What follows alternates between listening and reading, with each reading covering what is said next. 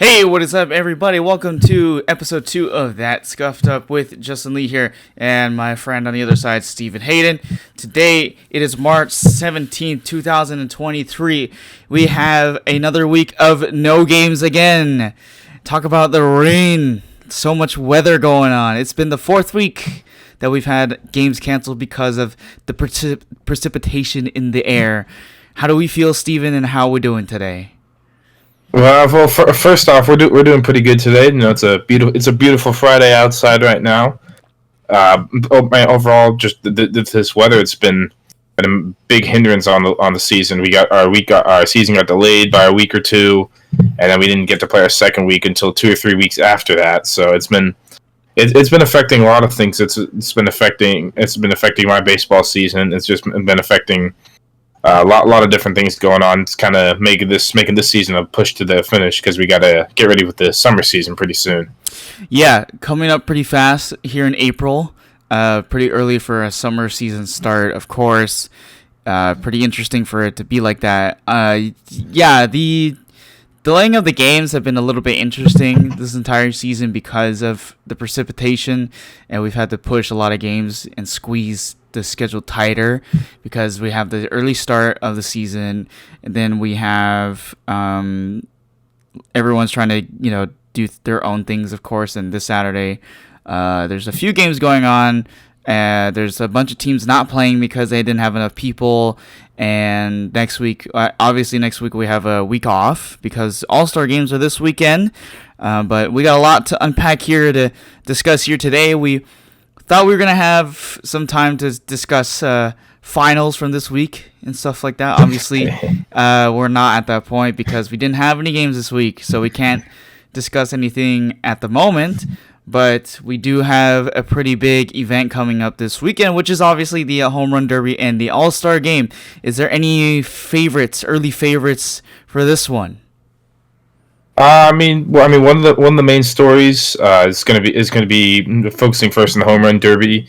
Is the dominance of Shaden Hendrickson going to continue in the Home Run Derby? He's won the last two Home Run Derbies, but New Year something new could happen. You'd be interesting to look at any new players that would be coming in and be able to take the crown from him. Yeah, absolutely. He's won it 2 years in a row. That's been I can't say curse because it's not a curse. It's just been like coincidence that every Home Run Derby winner has won at least 2 years in a row consecutively. So anything can happen.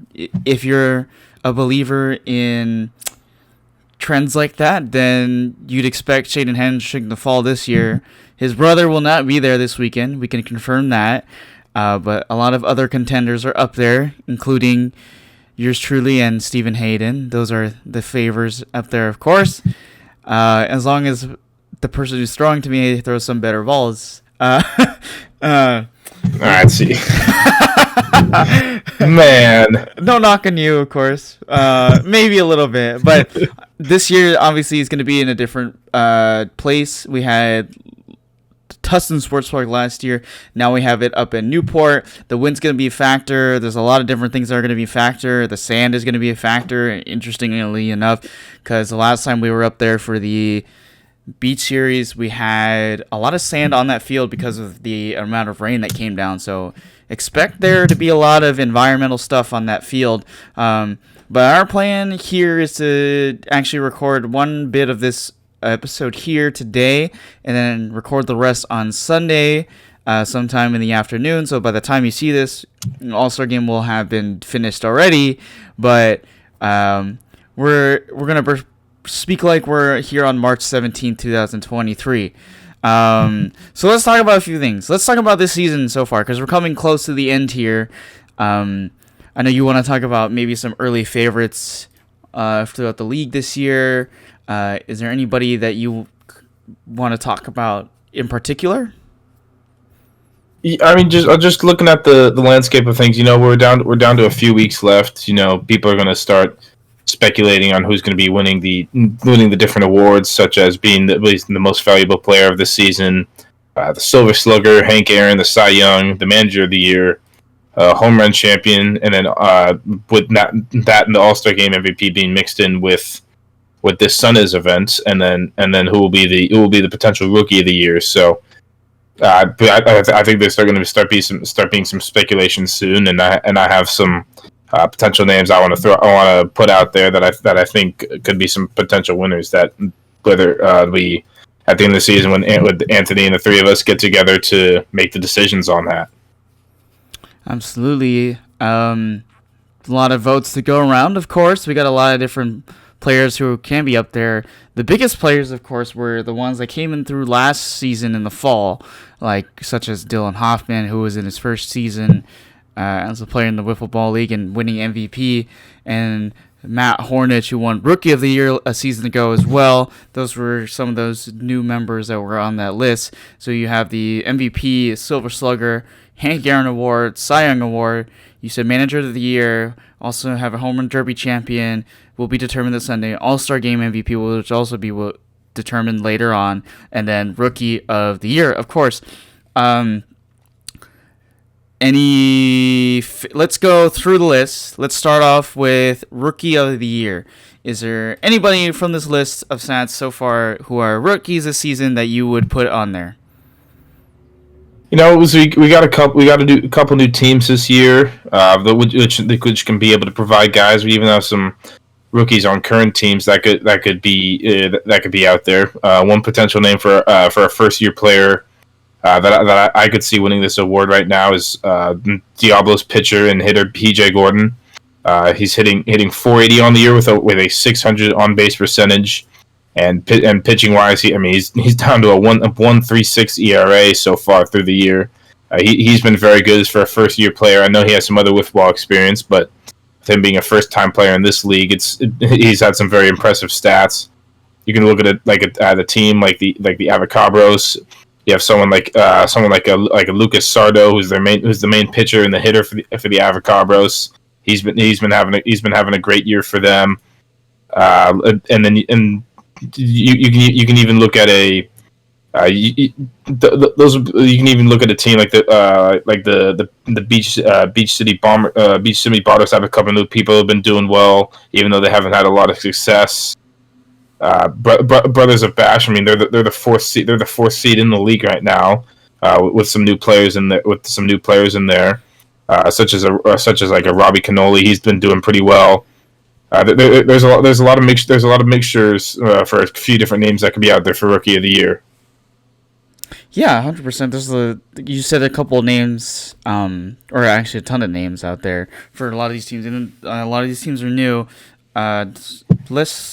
Is there one name like you put on there? Would it be PJ? I'm guessing in this case. For right now, yeah, it would have to be PJ Gordon. On the mound, he's been very hard to hit. He's only allowed four runs on the whole year through 18 innings of pitching, which is very good, especially for a first time player in this league. Like I said, he's got other experience before, but this is an entirely different environment. This is a little slower than he may be used to and a little shorter, so he's been able to adjust to it pretty well. Even can throw a couple names, other names out there, such as a Sean Hepler or a Nigel Ward from the Plastic Pitches Pink team. They come in here and have been able to been successful so far, even though they haven't had the wins. They've been able to adjust to the league and have been able to hit pretty well as well.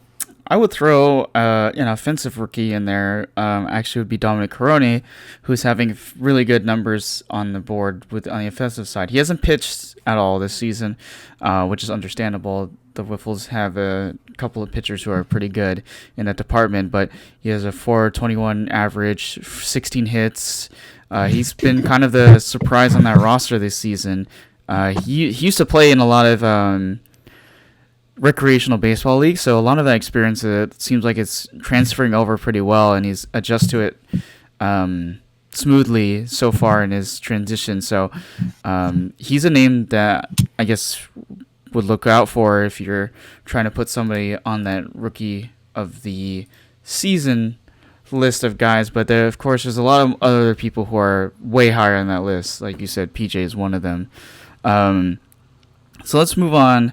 to manager of the year, is there one name for manager of the year you'd put on that list as well? The manager of the year, it's a lot of consideration about who's on time with their stats, who's willing to help out and things like that. But a potential name has been around a lot has been Donald Lecomte. I know he and Anthony are close, and and Donald's been doing some more stuff to be able to help with the league. You could potentially go with a new captain as well. The manager of the year is a little harder for me to figure to kind of predict, but I as a former winner of it. It's sometimes it's not manager of the year isn't always about who's the best manager on the best team. It's just about who is providing their team with the best atmosphere, who's letting their team know what stuff is on top, what time their games are and stuff like that. It's more about being there for your team and making it a fun environment for the league. So I think that one can still be up in the air as to who will get that one. 100%. I'll throw another name in there. Actually, two names. I'll put in the Hoffman brothers, who both are running two different teams. So that trade-off could be a little bit different here and there. But it's their second season. It seems like they've adjusted well to it. Their teams are doing really good. Both of them, actually. So you could give that job to them as well for manager of the year. Any discussion with that? Yeah. I mean, Drake coming in as a first-time manager. He played in the league last year with Dylan being the captain of the team, but Drake's been able to adjust well. He's been able to reach out to guys and be able to form his own team as well. And they had some struggles in the beginning of the year, but they've been starting to figure it out. And I think Drake's been a big part of that. 100%. Okay, so let's move on to Cy Young Award. I'm gonna throw a couple of stats out there, just to get the ball rolling. We got Dylan Hoffman, ERA 3.25, 67 strikeouts this season. Probably one of the highest totals on there. True Hendrickson, 2.40 ERA, 80 strikeouts on the year. Wow. Ben Cody Spody, he's got 31 strikeouts. Maybe not as high as his colleague True, but a 2.50 ERA. Drew Planis, 27 strikeouts, 3.27 ERA. Of course, you're on that list with the 47 strikeouts, a 3.37 ERA. Is there any numbers I'm missing from this list of guys that I've thrown out? Also, maybe won't win the award, but a potential name would be the commissioner himself, Anthony Agusa. I mean, he's got a 5.7 ERA with 34 strikeouts already this year.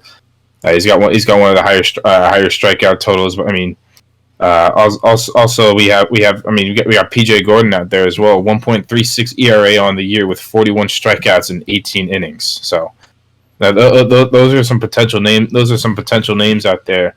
Typically with these awards, we try to vary it a little bit. Maybe gives one person like the most valuable player and one person like the Cy Young award.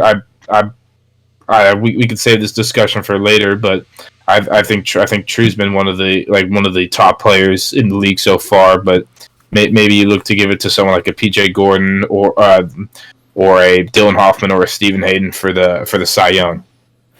100%. PJ Gordon is thrown in 17 and nearly half innings with a really low ERA, so his name could be up there. True Hendrickson, by the way, did win the Cy Young Award last year, so he could potentially win it 2 years in a row. Be one of those guys to win such a big honor, of course. Now, for the Hank Aaron Award, last year was Ben Cody Spody. That is more for the offensive side of the ball for a lot of these hitters. If you're thinking about Hank Aaron, it's probably like Offensive Player of the Year. We talked about a few guys already, like for Rookie of the Season. Some of those names can be thrown in there as well because we have a lot of new guys in the league as well. But the veteran players have still been pretty consistent so far. Dylan Hoffman, of course, continuing his success from last season. Drake Hoffman is another name up there. And then, of course, like guys like Shaden, their names are up there, but they could also be for MVP as well. So maybe in the case that MVP is first place and offensive rookie of the year, or no, offensive player of the year, Hank Aaron Award would probably be for someone who maybe didn't have his MVP numbers, but maybe had really good offensive numbers. Yeah, exactly. I mean, just looking through the list here, I mean, Shaden Hendrickson pops out. Hasn't pitched as much because he's. I mean, when you get teamed up with the former MVP, it's kind of hard to be able to get as many innings as you would have had on a previous year. With him only pitching 17 innings last year, he would have probably pitched around 25 or so at this point. Another name that stands out for Hank Aaron Award. Hank Aaron just a lot of based off a lot of average, a lot of on base percentage and things like that. You have a guy such as Brandon Mile with a 600 on base percentage. You get the Diablos with a few guys who could possibly be in the running for this award. Even, shout out a potential dark horse winner for this one would be the Brothers of Bash player Robbie Knoll with a 560 average and a .633 on base percentage. Even a guy like me, Stephen Hayden with a 531 average and 674 on base percentage. You know, as a former winner of this award in the spring 2022 season. Just a lot about getting on base and just helping your team get to the next hitter. 100%. So there's a couple names that you could throw out there. Silver Slugger and Hank Aaron Award. Maybe those definitions can be a little bit mixed up in there sometimes, but Silver Slugger means what it basically means is high slugging average. It's probably one of the bigger hitters in the league. So if you're a Hank Aaron guy, you probably have more hits, maybe more singles, doubles, triples rather than home runs themselves. But Silver Slugger usually goes out to the man who usually has the most hits or most home runs or the biggest slugging percentage on there. Shaden Hendrickson was the winner last year, of course winning the home run derby as well, so he's the big batter this year. But so far this season it seems like it's been True Hendrickson who's taken that number one spot on the board for the slugging percentage. 18 home runs, a slugging of 1.722. Is there someone else maybe on there as well? I think Shaden's still on there again. I mean, he's also has 16 home runs on the year, with a 2.115 OPS. I think he's still been great. You have a guy such as Dylan Hoffman with 11 home runs on the year, and then even on the Avocarbos, you have a guy like Edgar Aguilar, who I believe is third in the league in home runs with 12. So he's been hitting a lot of home runs and on a big swinging team. And then you can even look at a couple more LA Wolves of OC players, guys such as Jordan Dreschler with 9 home runs. You have me with 8 and Justin Lee with 7. Maybe the slugging's not quite there for Justin, but he's still got some home runs and things like that. And just those just some of the names that pop off the top of my head. Okay, you can say it to my face. It's all right. I mean, I am looking at you, so. Yeah, you are looking at me. Well, through a camera, of course. So, if you need me to drive over, I will. No, it's okay. We don't have to worry about that. I can stay comfortably here at this place and not have to pick a fight with a tall individual like yourself. Okay, so now we get to the big one, the most valuable player. We had Dylan Hoffman last season. Average of 508, slugging at 583, OPS of 1.230, had 31 hits, 11 home runs, which was third in the league actually, but he obviously had a really good pitching season towards the end as well, which is why his number or his stock went way up and why he got picked for MVP. But do we have any early MVP guys that we can put on there this season? Like any guys that stand out besides Dylan Hoffman, who obviously is in that conversation? For me, I've kind of avoided saying his name for the other awards because usually we try not to hand out multiple of these awards to people. But my MVP so far has been True Hendrickson. He's been doing great things for his team on the mound and at the plate. I mean, he has the most home runs in the league. He's got one of the top on base percentage, if not the top. I believe he has the highest average in the league. And as the league's gotten a little harder and people have started to learn how to pitch better, he still continued to be able to hit the ball extremely well and get on base nearly 7 out of 10 times. So he's one of the hardest outs to get in the league. I think so far, from both sides of the ball, I think so far he's the MVP. Well, there you have it. We got our early award winners so far this season. Obviously, there's still a lot of more games to play as we go down the line here, and we'll just keep an eye on all that stuff and see how the season turns out. So far in the standings right now, we got Plastic Pitches Blue, who in first, Diablo second, Wise Guys third, Brothers of Bash, the LA Whiffles have dropped down to 5, Tommy Pham is at 6, Plastic Pitches Pink is at the very middle spot, which is 7th. Whoosh is at 8. Avocabros at 9, who are starting to move up in the standings at the moment. Good News Bears, Beat City Bombers, Bad News Dingers, and then Little Dingers, last but not least. We've seen a couple of spots moved around here and there in the standings so far. Is this kind of where you'd imagine that the standings would be right now, if you were looking at it from the beginning of the season? Looking at it, right now, from where the expectations were, the LA Whiffles of OC, I think, are a little bit down. I think people were predicting them to be in that 1-3 range, and with losing their last 3 games, it's been a little bit of a struggle. Based off, for me personally, based off where the first game of the year went, I'm shocked at how the Diablos have done. Their first game, they played Plastic Pitches Blue, and they did not have a great game against them, but they were able to regroup, and they were able to bring guys such as PJ Gordon in, and then all of a sudden you bring Brandon Mayo back in, and since then they haven't lost the game. So they've kind of shot up in the standings for me. With the standings, for the playoffs, the top 6 teams make the playoffs. So we're looking at Tommy Pham being the last team in right now, but I could easily see the Plastic Pitches Pink getting in there. And even a team like the Avocabros or Whoosh, I think they have a chance to be able to get in there.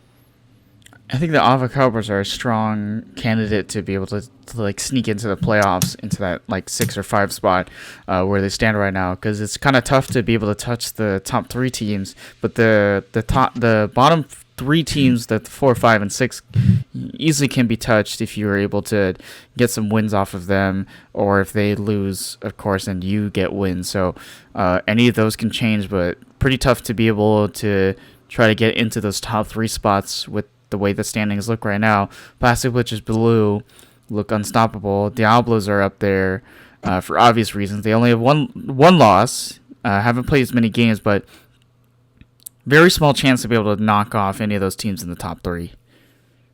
Right. Yeah. Any team can be beat.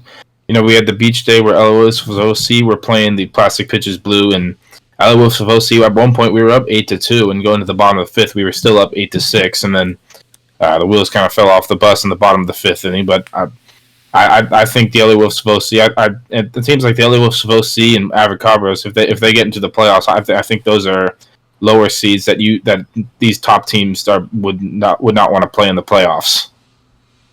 Yeah, absolutely. It comes and goes in this league because we play in a week system rather than just single games every day or bi-weekly or whatever other leagues do. So it's a little different aspect of how to get up there, but it's like watching football in that sense. But any lead can change, any outcome can be changed, and it's such a fast pace of how the outlook will look in the final standings for the season. So it'll be interesting to see who ends up making the playoffs. Maybe some new teams will end up in there. Maybe some of the same teams that we've seen a season ago will be in there. They're sitting very close to the top right now, so anything can happen. We are like that exactly. here on the show. Anything is possible. But let's talk about maybe some other things. Let's talk about the All-Star Game first off. So the plan is to actually have Anthony, the commissioner of Orange County Wiffle Ball, to be our guest speaker on the show as one of our first ones, and then we will start interviewing other players in the league, and we'll talk about their life story and try to take try to drain him as many stories as we can. We have that planned for Sunday, but we have an All-Star game coming up and the Home Run Derby. Let's talk about the All-Star game. All-Star game last season, very close, all the way to the end. We had two teams. I think you're probably better at breaking down this than I am because I kind of they're a little hazy in my head, but I just remember it being a really close game. Yeah. So I remember this game. I remember this game pretty well. It was a very close game. We had Anthony had a team. I was the captain of a team, and I was the captain of the other team. Anthony's team got out to a 4-0 lead on Jordan's pitching the first inning, and then slowly and surely our team clawed back. Found a way to get it to 5-5 in the sixth inning. I was up 5-4, bases loaded, and 2 outs, and was able to work a walk. Then Bobby Petty was able to strike me out, and then as we got in extra innings, it really felt like a battle of me versus Bobby Petty on the other team. We were both pitching a lot in the last couple innings, and in extra innings, it was a big battle. So whenever each one of us got up to the plate, it was when our teams had the best chance of scoring runs and things like that. So it was a very close game. It would end up being a 5-4 game in 10 innings of play, with Bobby Petty hitting the game-winning double, and then overall on the day, Dylan Hoffman did end up winning the All-Star Game MVP. But I think you could have made a case for Bobby Petty as well. Or if I was on the winning team, I think I could have made a great case. I believe I only got out once the whole day, and it pitched 4 innings with only giving up 1 run at the very end on just a pitch that barely missed it. That would have won the games in the 8th inning. So it was a great. Last year's game was one of the better games. We've had a couple previous games where it's been like 23-20 or 18-16, but have a close game like that. It was pretty cool to be out there and to be a big part of it.